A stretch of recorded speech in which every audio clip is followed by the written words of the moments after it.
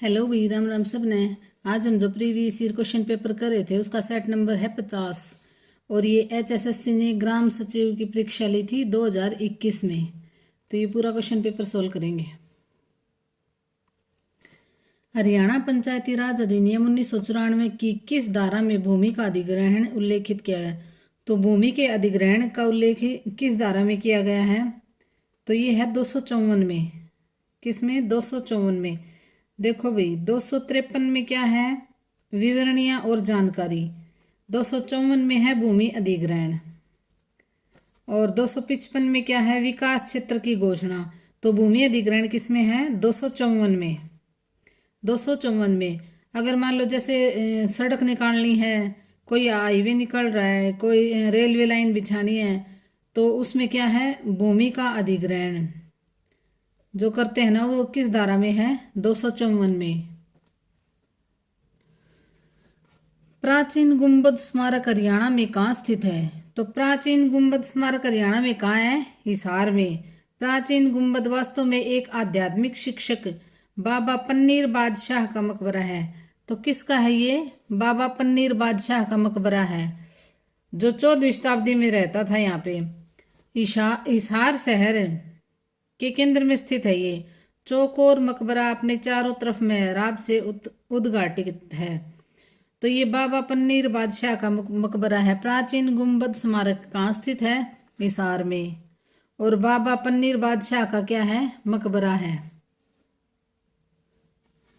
हरियाणा लोक सेवा आयोग के सदस्यों की नियुक्ति कौन करता है? तो हरियाणा लोक सेवा आयोग के सदस्यों की नियुक्ति कौन करता है?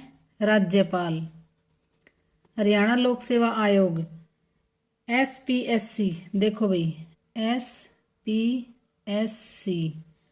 इनकी नियुक्ति कौन करता है? राज्यपाल। राज्यपाल इनकी नियुक्ति करता है, लेकिन इनको हटाने का अधिकार किसका है? राष्ट्रपति। राज्यपाल इनको हटा नहीं सकता, सिर्फ नियुक्ति करता है। तो देखो भाई इनकी क्या होती है? नियुक्ति होती है। हरियाणा लोक सेवा आयोग के सदस्यों की नियुक्ति होती है। और कौन करता है? राज्यपाल।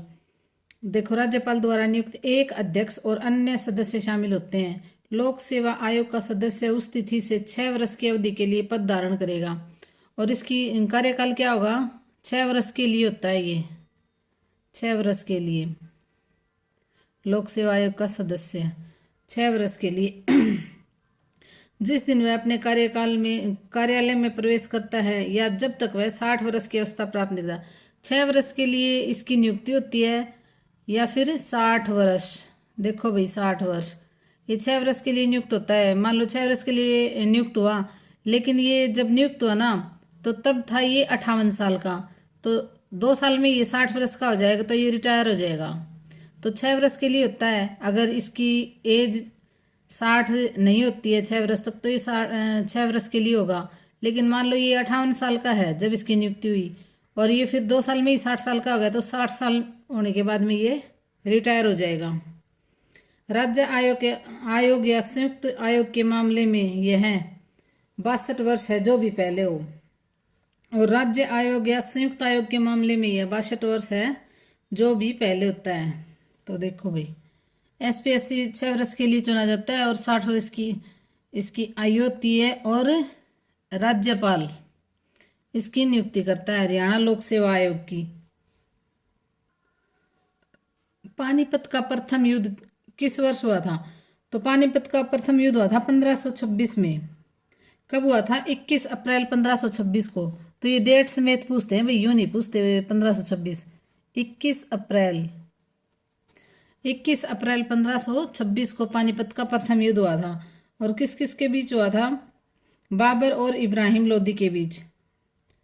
बाबर और इब्राहिम लोदी के बीच पानीपत का प्रथम युद्ध हुआ था 21 अप्रैल 1526 को। 23 अप्रैल 1966 को न्यायमूर्ति JC शाह की अध्यक्षता में बने शाह आयोग ने अपना प्रतिवेदन कब प्रस्तुत किया था? तो न्यायमूर्ति JC शाह की अध्यक्षता में बने, तो शाह आयोग कब बना था? 23 अप्रैल 1966 को। देखो ये क्वेश्चन, शाह आयोग कब बना था? 23 अप्रैल 1966 को। और अपना प्रतिवेदन इसने कब प्रस्तुत किया था? तो ये किया था 31 मई 1966 को।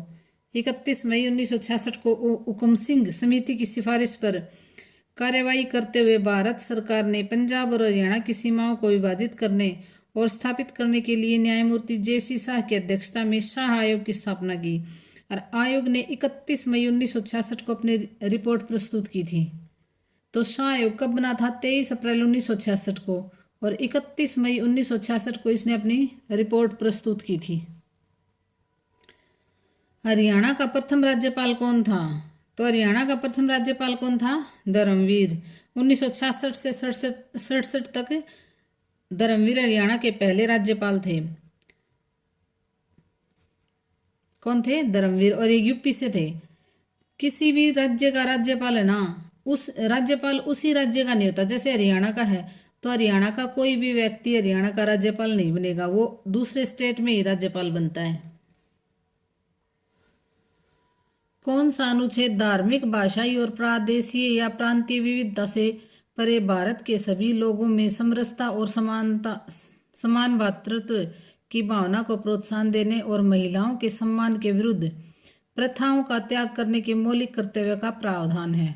तो ये दोबारा पढ़ लेना भी। इसका आंसर आएगा अनुच्छेद 51A। क्या आएगा? इसका आएगा अनुच्छेद 51A। मौलिक कर्तव्य तत्कालीन यूएसएसआर के संविधान से प्रेरित हैं। तो इसका क्या आएगा? अनुच्छेद 51A। हरियाणा के किस जिले में सबसे ऊंची चोटी करो स्थित है? तो हरियाणा के किस जिले में है? पंचकुला जिले में, जिसकी ऊंचाई कितनी है? 1467 मीटर। करो चोटी की ऊंचाई कितनी है? 1467 मीटर ऊंची है करो चोटी। इसकी ऊंचाई है भाई करो चोटी की 1467। और ये मोरनी की पहाड़ी श्रृंखला की सबसे ऊंची चोटी है। यह पंचकुला जिले में स्थित है और हरियाणा राज्य में इसका उच्चतम बिंदु है। तो इसकी ऊंचाई कितनी है? 1467। और ये हरियाणा के जिले की सबसे ऊंची चोटी कौन सी है? करो। और ये कहाँ है? पंचकुला में। हरियाणा राज्य का निर्माण 1 नवंबर 1966 को किस समिति की अनुशंसा पर हुआ था? तो ये किस समिति की अनुशंसा पर हुआ था? सरदार हुकुम सिंह समिति। देखो भी, हरियाणा राज्य का गठन सरदार हुकुम सिंह संसदीय समिति की सिफारिश पर किया गया था। तो किसकी संसदीय समिति की सिफारिश पर? सरदार हुकुम सिंह। 23 सितंबर 1965 को संसद में इस समिति के गठन की घोषणा की गई थी। तो 23 सितंबर 1965 को ये जो सरदार हुकुम सिंह समिति के गठन की घोषणा की गई थी। और 1 नवंबर 1966 को हरियाणा अस्तित्व में आया था। हरियाणा को पंजाब के उन भागों से काट कर बनाया गया था जो पूर्व राज्य के हिंदी भाषी क्षेत्र थे। तो देखो भी, 1 नवंबर 1966 को किस समिति की अनुशंसा पर हरियाणा का निर्माण हुआ था? सरदार हुकुम सिंह समिति। तांगानिका झील कहाँ स्थित है? तो तांगानिका झील स्थित है अफ्रीका में। पूर्वी अफ्रीका की झीलों में सबसे बड़ी झील है। झील 4 देशों तंजानिया, कांगो लोकतांत्रिक गणराज्य, DRC, बुरुंडी और जाम्बिया के बीच स्थित है। यह कांगो नदी प्रणाली और अंततः अटलांटिक महासागर में गिरती है। तो टांगानिका झील कहाँ है? अफ्रीका में। वर्ष 2015 में ये है भाई, बैडमिंटन में विश्व में पहला स्थान प्राप्त करने वाले भारत के हरियाणा में जन्मे पहले खिलाड़ी का नाम बताइए। तो ये थे साइना नेहवाल। साइना नेहवाल डैश एक कनेक्शन रहित अविश्वस्त परिवहन प्रोटोकॉल है। तो क्या है? 1 और 2 दोनों ही सही हैं। यूजर डाटाग्राम प्रोटोकॉल UDP और TCP ट्रांसमिशन कंट्रोल प्रोटोकॉल। तो ये दोनों ही सही हैं। हरियाणा में राष्ट्रपति शासन दूसरी बार कब लागू हुआ? तो ये कब लागू हुआ था? 1977 में दूसरी बार हरियाणा में राष्ट्रपति शासन। भारत के संविधान के अनुच्छेद देखो भाई 356 भारत के राष्ट्रपति को केंद्रीय मंत्रिपरिषद की सलाह पर राज्य पर इस नियम को लागू करने की शक्ति देता है। तो भारत के संविधान का अनुच्छेद 356 है जो भारत के राष्ट्रपति को केंद्रीय मंत्रिपरिषद की सलाह पर राज्य पर, तो राज्य में राष्ट्रपति शासन 356 अनुच्छेद 356 के अकॉर्डिंग लगेगा। और दूसरी बार हरियाणा में राष्ट्रपति शासन 1977 में लगा था, जब BD गुप्ता द्वारा विधानसभा में बहुमत का समर्थन करने के बावजूद सरकार बर्खास्त कर दी गई थी। तो दूसरी बार कब लगा था? 1977 में राष्ट्रपति शासन। 2011 के भारतीय सर्वेक्षण के अनुसार हरियाणा का कौन सा जिला सर्वाधिक वनाच्छादित है? तो कौन सा जिला है? पंचकुला सबसे ज़्यादा वनाच्छादित है। उसके बाद में यमुनानगर और फरीदाबाद आते हैं। तो सबसे वनाच्छादित है पंचकुला। ये टॉपिक मैंने आपको करवा रखा है, भाई इसमें देख लेना। 1977 में अशोक मेहता समिति ने डैश की स्थापना की अनुशंसा की थी? तो किसकी? मंडल पंचायत। किसकी की थी? अशोक मेहता समिति ने मंडल पंचायत। देखो भाई, अशोक मेहता समिति की नियुक्ति ने पंचायत राज की अवधारणाओं और व्यवहार में नई सोच ला दी थी। समिति ने जिला परिषद और मंडल पंचायत से मिलकर दो स्तरीय पंचायत राज संस्थागत संरचना की स्थापना, दो स्तरीय पंचायती राज की सिफारिश की थी। नियोजन विशेषज्ञता का उपयोग करने और प्रशासनिक सहायता को सुरक्षित करने के लिए राज्य स्तर से नीचे विकेंद्रीकरण के पहले बिंदु के रूप में जिले का सुझाव दिया गया था। तो 1977 में अशोक मेहता समिति ने मंडल पंचायत की स्थापना के लिए अनुशंसा की थी। किसके लिए? मंडल पंचायत की स्थापना के लिए। किसने? अशोक मेहता समिति ने। 1977 में अशोक मेहता समिति ने मंडल पंचायत की स्थापना के लिए अनुशंसा की थी। संविधान सभा द्वारा भारत के राष्ट्रीय ध्वज का प्रारूप डैश को अपनाया गया? तो ये कब अपनाया गया था? 22 जुलाई 1947 को। कब? 22 जुलाई 1947 को। हरियाणा में पंचायत समिति के कार्यपालक अधिकारी डैश के प्रशासनिक नियंत्रण में होंगे? तो किसके? अध्यक्ष के। हरियाणा में पंचायत समिति के कार्यपाली अधिकारी अध्यक्ष के प्रशासनिक नियंत्रण में होंगे। निम्नलिखित में से कौन सी बाणभट्ट की रचना है? तो कौन सी है? बाणभट्ट की रचना है अरसचरित्र। देखो भाई, बाणभट्ट की कौन सी रचना है? अरसचरित्र है बाणभट्ट की। सूरसागर किसकी है? सूरदास की। अच्छा, गीता रामायण किसकी है? जी.डी. मंडगुलकर की। जी.डी. मंडगुलकर की। भगवद गीता किसकी है? वेदव्यास की। तो बाणभट्ट की क्या है? अरसचरित्र। निम्नलिखित में से कौन सा राज्य हरियाणा के साथ अपनी सीमा साझा करता है? तो कौन सा राज्य हरियाणा के साथ अपनी सीमा साझा करता है? तो ये है भाई हिमाचल प्रदेश। इजी क्वेश्चन है। 1 नवंबर 1966 को भाषाई आधार पर हरियाणा को पूर्वी पंजाब से अलग किया गया था। यह पंजाब राज्य और केंद्र शासित प्रदेश चंडीगढ़ से उत्तर पश्चिम में और हिमाचल प्रदेश और उत्तराखंड के राज्यों से उत्तर पूर्व में। उत्तराखंड की सीमा भी लगती है इससे और हिमाचल प्रदेश की भी लगती है भाई, दोनों की लगती है। और पूर्व में उत्तर प्रदेश की भी लगती है। केंद्र शासित प्रदेश दिल्ली से तथा राजस्थान राज्य से भी जुड़ा हुआ है। तो इनमें से क्या आएगा? हिमाचल प्रदेश। एलोरा का कैलाश मंदिर डैश द्वारा बनवाया गया था? तो एलोरा का कैलाश मंदिर किसके द्वारा बनवाया गया था? कृष्ण प्रथम द्वारा। कैलाश मंदिर 16वीं गुफा है। कैलाश मंदिर क्या है? 16वीं गुफा है और यह 32 गुफा मंदिरों और मठों में से एक है जो भव्य एलोरा गुफाओं का निर्माण करता है। राष्ट्रकूट राजा दंती दुर्ग के शासनकाल में मंदिर की योजना और इसका निर्माण शुरू किया गया था, लेकिन इसका प्रमुख कार्य कृष्ण प्रथम के शासनकाल में किया गया था। इसे 1983 में वर्ल्ड हेरिटेज में शामिल किया गया था। तो वर्ल्ड हेरिटेज में कब शामिल किया गया था? 1983 में। कब? 1983 में। कौन सा विश्व का सबसे ऊंचा युद्ध स्थल है? तो कौन सा है सबसे ऊंचा युद्ध स्थल? सियाचिन ग्लेशियर। विश्व का सबसे ऊंचा रण क्षेत्र सियाचिन ग्लेशियर लद्दाख का एक भाग है। तो ये किसका भाग है? लद्दाख का, जो अब केंद्र शासित प्रदेश है। तो अब क्या है? ये केंद्र शासित प्रदेश है।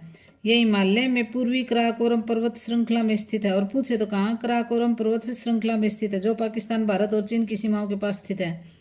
तो सबसे ऊंचा युद्ध स्थल कौन सा है? सियाचिन, जो अब क्या है? केंद्र शासित प्रदेश है। एक बाइट के आधे भाग को डैश कहा जाता है? तो एक बाइट के आधे भाग को क्या कहा जाता है? निब्बल। क्या कहा जाता है? निब्बल। निम्नलिखित में से किस वास्तुकार ने चंडीगढ़ में नगर संग्रहालय की योजना बनाई थी? तो किसने बनाई थी? ली कॉर्बूजियर ने। गवर्नमेंट म्यूजियम और आर्ट गैलरी और सिटी म्यूजियम चंडीगढ़ में 2 राज्य के स्वामित्व वाले संग्रहालय हैं। दोनों संग्रहालय इमारतों को प्रसिद्ध वास्तुकार ली कॉर्बूजियर द्वारा निर्मित किया गया था। 6 मई 1968 को स्वर्गीय डॉक्टर MS रंधावा, प्रसिद्ध कला पारखी और कला के संरक्षक और चंडीगढ़ के तत्कालीन मुख्य आयुक्त की पहल और सक्रिय समर्थन के तहत संग्रहालय का उद्घाटन किया गया था। तो किसने की थी ये वास्तुकार नगर संग्रहालय की योजना? ली कार्बूजियर ने। हरियाणा पंचायती राज अधिनियम 1994 के अध्याय 10 के अनुसार पंचायत समिति द्वारा बनाए जाने वाले अनिवार्य समिति का भाग निम्नलिखित में से कौन सा नहीं है? तो इसमें से नहीं पूछ रखा है भाई, तो इसमें आएगा स्वास्थ्य एवं कल्याण समिति नहीं है। देखो भाई, हरियाणा पंचायती राज अधिनियम 1994 की धारा 83 के अनुसार प्रत्येक पंचायत समिति निम्नलिखित समितियों की नियुक्ति करेगी: सामान्य समिति की, वित्त लेखा परीक्षा और योजना समितियों की, सामाजिक न्याय समिति की। लेकिन स्वास्थ्य एवं कल्याण समिति ये राज्य खुद करता है भाई, पंचायत समिति नहीं करती इसमें कुछ भी। डैश एक नियम है जो इससे संबंधित है। किस प्रकार के आंकड़े एक सेल में प्रविष्ट किए जा सकते हैं? तो डाटा वैलिडेशन रूल। क्या? Data validation rule. Haryana Panchayati Raj अधिनियम 1994 की धारा 164 से कौन सा प्रावधान संबंधित है? तो ये है उपर्युक्त में से कोई नहीं। हरियाणा पंचायती राज अधिनियम 1994 की धारा 164, 165 और 166 को हरियाणा अधिनियम 31/2018 द्वारा हटा दिया गया है। तो 164, 165 और 166 को अब हटा दिया गया है। कब? 2018 में। अधिनियम 31/2018 द्वारा इसको हटा दिया गया। 164, 65 और 66 इन तीनों धाराओं को हटा दिया गया है। हरियाणा पंचायती राज अधिनियम 1994 की किस धारा में प्राधिकरण की स्थापना और संरचना उल्लेखित है? प्राधिकरण की स्थापना और संरचना उल्लेखित है। तो यह आएगा धारा 220। क्या आएगा? धारा 220। नागफनी और रसदार वृक्षों की विरल और संकटग्रस्त प्रजातियों के लिए समर्पित एशिया का सबसे बड़ा बगीचा हरियाणा में कहाँ स्थित है? तो हरियाणा में कहाँ स्थित है? ये पंचकुला में स्थित है। देखो भैया, आधिकारिक रूप से राष्ट्रीय कैक्टस और रसदार वनस्पति उद्यान और अनुसंधान केंद्र के रूप में जाना जाता है। यह उद्यान एशिया का सबसे बड़ा उद्यान है जो दुर्लभ और लुप्तप्राय प्रजातियों में के लिए समर्पित है, जिनकी 3500 से अधिक प्रजातियां हैं। यह पंचकुला में स्थित है। तो कहाँ स्थित है? पंचकुला में। भारत सरकार की निम्नलिखित में से किस संस्था ने महिलाओं की सुरक्षा पर ध्यान देने के लिए मेरी सहेली पहल को हाल ही में आरंभ किया है? तो मेरी सहेली पहल को हाल ही में आरंभ किया है। किसने किया है? भारतीय रेलवे ने। किसने? भारतीय रेलवे ने। हरियाणा का सबसे पुराना रेलवे स्टेशन कहाँ है जो 1873 में बना था? तो सबसे पुराना रेलवे स्टेशन जो 1873 में बना था कौन सा है? रेवाड़ी। देखो भी 1872 में राजपूताना स्टेट रेलवे द्वारा दिल्ली से रेवाड़ी के लिए भारत में 82 किलोमीटर लंबी एक मीटर गेज रेलवे ट्रैक का निर्माण किया था। बाद में रेवाड़ी रेलवे स्टेशन की स्थापना 1873 में की थी। तो राजपूताना स्टेट रेलवे 1872 में दिल्ली से रेवाड़ी के लिए, फिर 1873 में रेवाड़ी रेलवे स्टेशन की स्थापना की थी। कब? 1873 में रेवाड़ी रेलवे स्टेशन की स्थापना की थी। रेलवे लाइन का विस्तार 1874 में रेवाड़ी से अलवर के लिए किया गया था। तो देखो भाई, सबसे पुराना रेलवे स्टेशन हरियाणा में कौन सा है? रेवाड़ी। ये किसने बिछाई थी? राजपूताना स्टेट रेलवे द्वारा 1873 में। हरियाणा का सबसे कम साक्षरता वाला जिला कौन सा है? तो ये है भाई मेवात। 54.8% है यहाँ पे साक्षरता। कितनी है? 54.8%। महेंद्रगढ़ में कितनी है? 77.72। भिवानी में कितनी है? 75। और रेवाड़ी में कितनी है? 80.99। तो सबसे कम साक्षरता वाला कौन सा है? मेवात। बांग्लादेश किस वर्ष में स्वतंत्र हुआ था? तो बांग्लादेश 1971 में स्वतंत्र हुआ। 16 दिसंबर 1971 को युद्ध जीता था भारत ने पाकिस्तान के विरुद्ध, जिसके परिणाम स्वरूप बांग्लादेश पहले पूर्वी पाकिस्तान था। पहले क्या था? पूर्वी पाकिस्तान था बांग्लादेश। तो अब 16 दिसंबर 1971 को बांग्लादेश स्वतंत्र हुआ था। बांग्लादेश नए राष्ट्र के रूप में 1971 में आया था और युद्ध सिर्फ 13 दिनों तक चला था। इतिहास के सबसे छोटे युद्धों में से एक है। तो बांग्लादेश किस वर्ष बना था? 16 दिसंबर 1971 को। हरियाणा में ओट्टू बैराज किस नदी पर स्थित है? तो हरियाणा में ओट्टू बैराज घग्गर अकरा नदी पर है। ओट्टू बैराज हरियाणा में घग्गर अकरा नदी पर एक चिनाई वाला मेढ़ है। यह दो घग्गर नहर, उत्तरी घग्गर और दक्षिणी घग्गर के लिए एक फीडर है जो उत्तरी हरियाणा में सिंचाई के लिए पानी ले जाता है। ओट्टू बैराज का निर्माण 1896-97 में कम लागत वाले, तो ओट्टू बैराज का निर्माण कब हुआ था? 1896-97 में, 1896-97 में ओट्टू बैराज। और किस पर हुआ था? घग्गर अकरा नदी पर। ओट्टू बैराज घग्गर अकरा नदी पर इसका निर्माण हुआ था। कौन सा जिला हरियाणा का 22वां जिला घोषित किया गया है? तो 22वां जिला कौन सा बना है भाई? चरखी दादरी बना है। 22वां जिला बना है जो भिवानी से अलग होकर बना है, चरखी दादरी। और 22वां जिला बना है 2016 में। शासक विग्रहराज फोर्थ के 3 शिलालेख किस स्तंभ में हैं? तो शासक विग्रहराज चतुर्थ के 3 शिलालेख किस स्तंभ में हैं? ये है टोपरा स्तंभ में। टोपरा के स्तंभ में विग्रहराज चतुर्थ के 3 शिलालेखों का उल्लेख है। बुंडस्टैग और बुंडेस्टैग डैश में विधायिका के दो स्तन हैं, तो किस में है ये? जर्मन विधायिका के। बुंडेस्टैग और बुंडेस्टैग एक से ही नाम है भाई। किस में विधायिका के 2 सदन हैं? जर्मनी में। जर्मन संसद एक द्विसदनीय विधायिका है जिसमें बुंडेस्टैग और बुंडेस्टैग जर्मनी के ऊपरी सदन हैं में शामिल है भाई। 2 इसमें किस में है? जर्मनी में है ये द्विसदनीय है, जर्मनी में द्विसदनीय है। निम्न में से कौन सा हरियाणा में मंडल नहीं है? तो हरियाणा में मंडल कौन सा नहीं है? रेवाड़ी। हरियाणा में 22 जिले हैं, 72 उपमंडल और 93 तहसीलें हैं, तो रेवाड़ी क्या है? रेवाड़ी मंडल नहीं है, रेवाड़ी जिला है भाई, मंडल नहीं है। हरियाणा में फरीदाबाद शहर की स्थापना किसने की थी? तो फरीदाबाद शहर की स्थापना की थी शेख फरीद ने।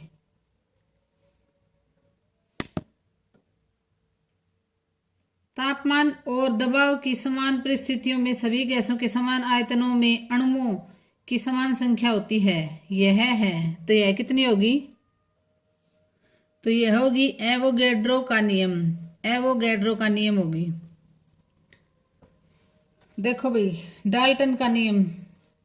डाल्टन का नियम या आंशिक दबाव का नियम बताता है कि गैसों के मिश्रण से निकलने वाला कुल दबाव मिश्रण में गैसों के आंशिक दबावों के योग के बराबर होता है। अच्छा, बायल का नियम क्या बताता है? बायल का नियम एक गैस सिद्धांत है। बायल का नियम क्या है? एक गैस सिद्धांत है जिसमें कहा गया है कि किसी भी आदर्श गैस का आयतन परमदाब के व्युत्क्रमानुपाती होता है, बशर्ते तापमान को नियत रखा जाए, या जब तापमान को नियत रखा जाता है तो आदर्श गैसों का आयतन एक परम ताप का गुणन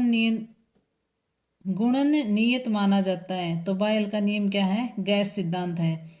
और चार्ल्स का नियम क्या है? देखो भाई, चार्ल्स का नियम क्या कहता है कि एक आदर्श गैस का आयतन स्थिर दबाव पर पूर्ण तापमान के सीधे आनुपातिक होता है। और आवोगाद्रो का नियम क्या है? समान ताप एवं दाब पर यदि किन्हीं गैसों को समान आयतन लिया जाए तो उस समान निश्चित आयतन की गैसों के अणुओं की संख्या सभी के लिए समान होगी। तो इसका आंसर आएगा ये। निम्नलिखित में से कौन सी हरियाणा में पंचायती राज की सबसे निचली इकाई है? तो पंचायती राज की सबसे निचली इकाई क्या है? ग्राम पंचायत। हरियाणा में कितने नगर निगम हैं? तो हरियाणा में कितने नगर निगम हैं? 10। हरियाणा में 10 नगर निगम थे, लेकिन दिसंबर 2020 में हरियाणा के मुख्यमंत्री ने गुरुग्राम जिले के मानेसर में एक नए नगर निकाय के गठन को मंजूरी दी है, जिसके अधिकार क्षेत्र में 29 गांव आते हैं। तो देखो भाई, इस क्वेश्चन के अकॉर्डिंग कितने हैं? 10, लेकिन मानेसर को भी अब ये नगर निगम का दर्जा दिया गया है। हरियाणवी भाषा में अमृतवाणी की रचना किसने की थी? तो अमृतवाणी की रचना किसने की थी? संत गरीबदास ने। किसने की थी? संत गरीबदास ने की थी। और गरीबदास का जन्म कहाँ हुआ था? झज्जर के चुरानी गांव में। चुरानी गांव में हुआ था संत गरीबदास का जन्म। तो इन्होंने अमृतवाणी किसने लिखी थी? संत गरीबदास ने। और झज्जर के चुरानी गांव में इनका जन्म हुआ था, संत गरीबदास का। हरियाणा का कुल क्षेत्रफल कितना है? तो 44,212 वर्ग किलोमीटर है भाई। ये बिल्कुल इजी क्वेश्चन है। भारतीय प्रबंधन संस्थान IIM रोहतक की स्थापना किस वर्ष हुई थी? तो ये किस वर्ष हुई थी? IIM की स्थापना 2009 में। कब हुई थी? 2009 में। IIM की स्थापना कब हुई थी? 2009 में। भारतीय प्रबंधन संस्थान और ये कहाँ पे है? रोहतक में है। तो इसकी स्थापना 2009 में हुई थी। कौन सा देश हिंद प्रशांत चतुष्कोण इंडो पैसिफिक क्वाड समूह का भाग नहीं है? तो ये कौन सा नहीं है? इंडोनेशिया। संक्षिप्त रूप DOS डैश के लिए आता है? तो किसके लिए आता है ये? डिस्क ऑपरेटिंग सिस्टम के लिए। DOS किसके लिए? Disk operating. किसके लिए आता है? डिस्क ऑपरेटिंग सिस्टम के लिए। विश्व की सबसे गहरी झील कौन सी है? तो ये है भाई बैकाल झील। और बैकाल झील कहाँ है? देखो भाई, ये रूस में है बैकाल झील। विश्व की सबसे गहरी झील है बैकाल झील, और ये कहाँ है? रूस में। विश्व की सबसे बड़ी ताजे पानी की झील है और विश्व की सबसे गहरी झील है। तो देखो भाई, विश्व की सबसे गहरी झील बैकाल, और कहाँ है ये? रूस में। बैकाल झील कहाँ है? रूस में। हरियाणा में HRDFA का मतलब है? तो हरियाणा में HRDFA का मतलब क्या है? Haryana rural development fund administration. HRDFA board का गठन धारा 3(1) के अनुसार 1986 हरियाणा ग्रामीण विकास अधिनियम 1986 के तहत किया गया था, ताकि कृषि उपज की गुणवत्ता में सुधार हो सके, अच्छा बाजार और बिक्री की सुविधाएं बढ़ाई जा सकें। HRDFA, तो देखो HRDFA Haryana rural development fund administration. Disc को धारण करने वाले उपकरण को डैश कहा जाता है? तो क्या कहा जाता है? Disk drive. क्या कहा जाता है? Disk drive. हरियाणा में पंचायत समिति की कौन सी समिति स्थापना मामलों, संप्रेषण, निर्माण, ग्रामीण आवास आदि से संबंधित कार्य निष्पादित करती है? तो ये क्या आएगा इसका? सामान्य समिति। क्या आएगा? सामान्य समिति। हरियाणा के फरीदाबाद जिले में सूरजकुंड झील किसने बनवाई थी? तो राजा सूरजपाल ने। किसने? राजा सूरजपाल ने। फरीदाबाद शहर अरावली श्रेणी के दक्षिणी दिल्ली कटक पर स्थित 10वीं शताब्दी का एक प्राचीन, तो किसने बनवाई थी? राजा सूरजपाल ने। हरियाणा पंचायती राज अधिनियम 1994 के अनुसार ग्राम पंचायत का सरपंच डैश के माध्यम से चुना जाता है? तो किसके माध्यम से चुना जाता है? गुप्त मतदान के माध्यम से। सरपंच जिसे ग्राम सभा द्वारा अपने मतदाताओं के बीच से गुप्त मतदान द्वारा चुना जाता है, और यह निर्धारित तरीके से एक पंचायत क्षेत्र में वार्डों से 6 से 20 पंच। तो भी ये किस द्वारा चुना जाता है? गुप्त मतदान द्वारा सरपंच। बांस के एक टुकड़े से जुड़ी एक तार वाला इकलौता वाद्य यही है, इसे क्या कहते हैं? तो इसे क्या कहते हैं? एक तारा। बांस के एक टुकड़े से जुड़ी एक तार वाला इकलौता वाद्य यंत्र। इकलौता वाद्य यंत्र तो एक तारा। मानव ज्ञान की प्रकृति, उद्भव और सीमाओं के दार्शनिक अध्ययन को क्या कहा जाता है?